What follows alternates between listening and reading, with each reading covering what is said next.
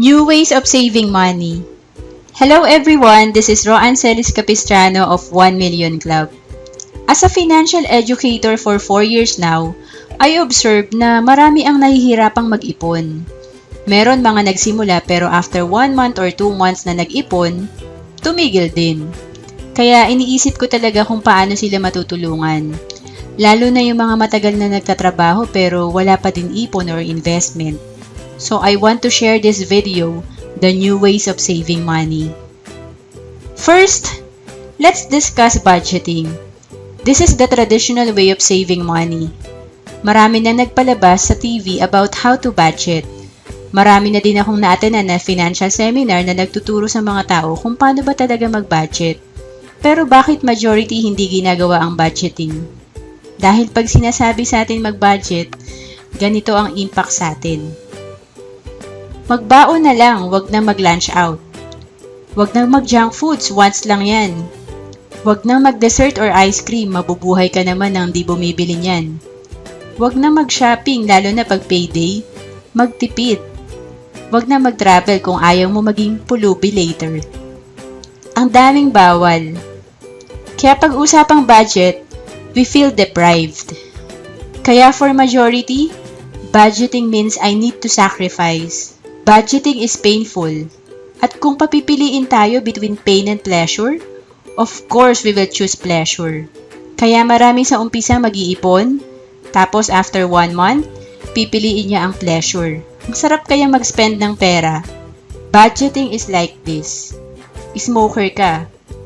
Then you decided to stop smoking. For 1 day na kaya mong di mag-smoke and then the following day, dahil you feel deprived, you go back to smoking again. Binigla mo kasi ang katawan mo. So again, dahil we feel the pain, we choose the pleasure. Another analogy, budgeting is like you decided na mag-diet na.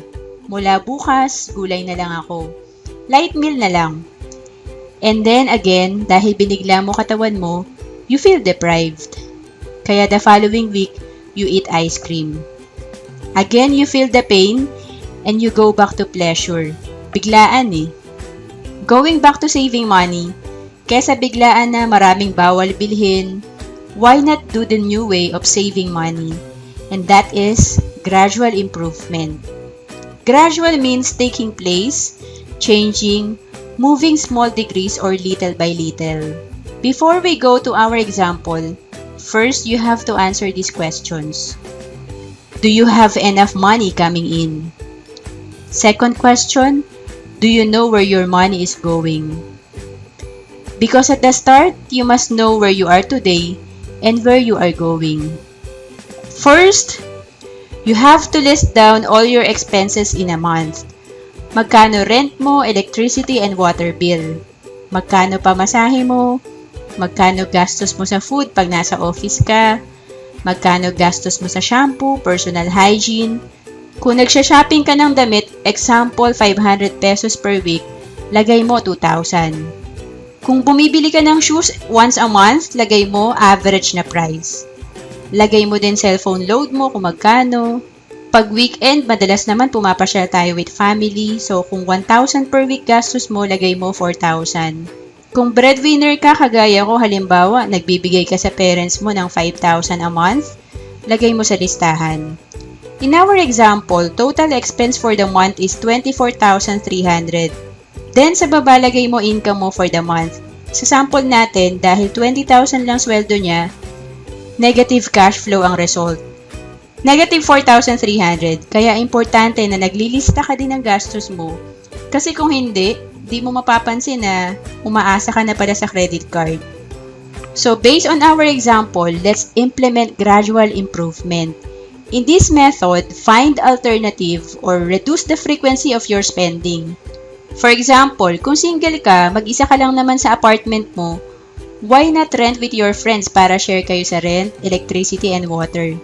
Ginawa ko po ito nung nag-rent ako sa Makati. We rent a house, 3 kami, nag-share sa gastos, so makakatipid ka talaga without feeling the pain.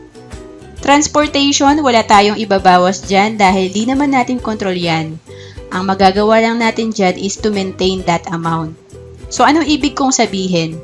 Pumasok ka na maaga sa trabaho para di ka maabutan ng rush hour. Pag rush hour kasi mahirap ang sumakay.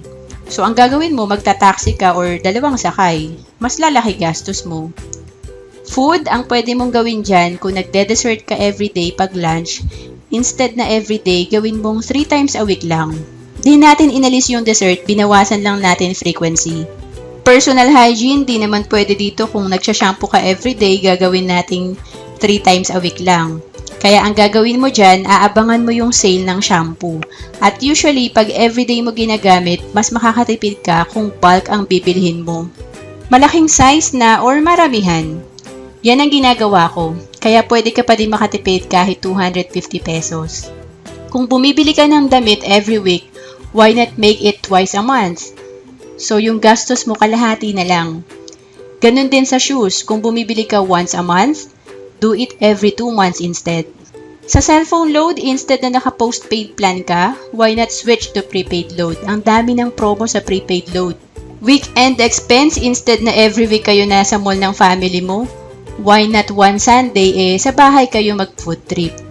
Tipid ka na sa pamasahe, tipid ka pa sa food expense. Yung support mo sa parents as a breadwinner, kahit di na natin yan bawasan. As a result, your monthly expense was reduced from 24,300 to 18,300. Then, assuming your monthly income is 20,000, using gradual improvement, positive na cash flow mo, you can now save 1,700 per month. Again, our new way is not to deprive yourself totally, hindi biglaan, hindi yung marami kang tatanggalin sa listahan. Ang ginawa natin, naghanap lang tayo ng alternative way like sa rent, and binawasan lang natin frequency of spending like sa pag-shopping ng dress and shoes. Now, let's go to the second way of saving money. As I have said kanina, do you have enough money coming in? In our second example, 12,000 lang ang monthly income mo. Kahit bawasan natin expense mo, negative pa din ang cash flow mo. Kasi may mga case talaga na kahit anong tipid mo, kulang lang talaga ang sweldo. Lalo na pag marami ka ng dependents, 3 na anak mo. For this case, my solution is to increase your income. How do you increase your income? Develop your skills. When you do that, you will be promoted in your job. You have more opportunities to do part-time job, and you can start your part-time business. Again, know where you are today and know where you are going. Ano ba gusto mo mangyari after 5 years? Magkano ba gusto mong investment fund after 5 years? Kaya importante malaman mo ang cash flow mo, magkano ginagastos mo, magkano kinikita mo every month. So natutunan natin na to increase your cash flow, reduce your expense and or increase your income. My strategy, instead na ilista ko mga gastos ko everyday, dahil discipline na naman ako when it comes to handling my money, ang ginagawa ko ay find ways to increase my income. Depende sa'yo kung reduce mo expense mo or increase mo income mo. Better if you do both. When you increase your income, darating yung time na aside from your active income, you can also generate passive income through interest on your investments.